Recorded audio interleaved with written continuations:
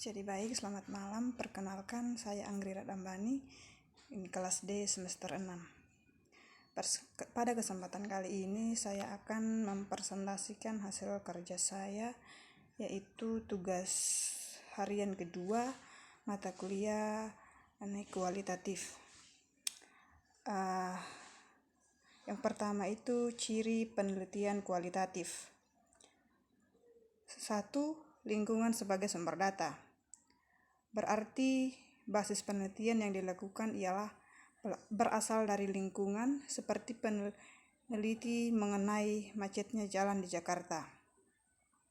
Ciri yang kedua bersifat deskriptif analitik. Berarti peneliti melakukan penelitian dengan tidak menggunakan angka-angka, melainkan peneliti melakukan pengamatan lantas melakukan analisis. Ciri yang ketiga yaitu bersifat induktif, yaitu menandakan bahwa peneliti kualitatif melakukan penarikan kesimpulan di akhir penelitian.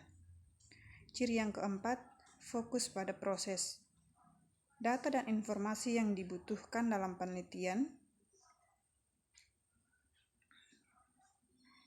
penelitian kualitatif berkaitan dengan pertanyaan untuk menggunakan proses kegiatan serta kegiatan selama proses penelitian dilakukan. Adapun ciri-ciri penelitian kualitatif yang lainnya. Yang pertama itu bersifat umum, fleksibel, dan berkembang dalam proses penelitian. Yang kedua, emik, yaitu mementingkan pemahaman dari dalam. Yang berikut menggambarkan beragam bentuk realitas yang sifatnya kompleks. Yang berikutnya lagi berakhir dengan kesimpulan atau induktif. Dan ciri-ciri lainnya seperti yang tertera dalam video kali ini. Yang berikutnya ada pengertian penelitian kualitatif. Pengertian penelitian kualitatif adalah jenis penelitian yang mengutamakan deskripsi atau penjelasan dalam membangun paradigma fakta sosial-sosial.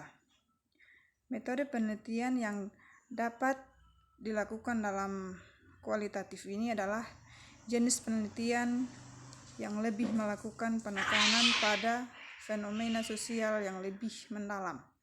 Oleh karena itu, analisis yang dilakukan di dalam penelitian kualitatif selalu bersumber pada informasi lisan maupun tulisan dalam sebuah penelitian. Bagian yang kedua itu tentang unsur-unsur penelitian kualitatif. Yang pertama itu tentang konsep.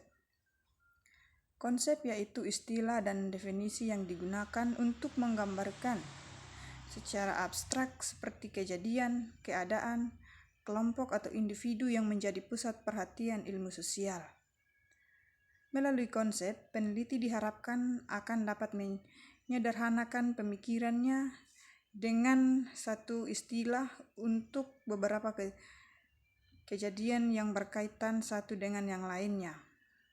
Bagian yang kedua itu tentang proposisi, yaitu yang berhubungan logis antara dua konsep. Untuk analisa yang sederhana, satu realitas sosial dapat digambarkan sebagai hubungan antara konsep atau proposisi. Bagian yang ketiga tentang teori. Teori yaitu serangkaian asumsi, konsep abstrak, definisi dan proposisi untuk menerangkan suatu fenomena sosial secara sistematis dengan cara merumuskan hubungan antara konsep. Teori adalah serangkaian proposisi antara konsep-konsep yang saling berhubungan. Bagian yang keempat yaitu variabel. Variabel yaitu suatu yang mempunyai variasi nilai agar konsep-konsep dapat diteliti secara empiris. Mereka harus dioperasionalkan dengan mengubahnya menjadi variabel, yaitu sesuatu yang mempunyai variasi nilai. Bagian yang kelima tentang hipotesa.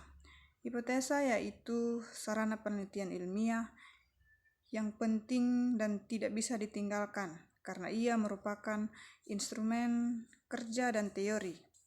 Sebagai hasil deduksi dari teori atau proposisi, hipotesa lebih spesifik sifatnya sehingga lebih siap untuk diuji secara empiris. Bagian yang terakhir yaitu definisi operasional, yaitu unsur penelitian yang memberikan bagaimana caranya mengukur suatu variabel. Dengan kata lain, semacam petunjuk pelaksanaan bagaimana caranya mengukur suatu variabel.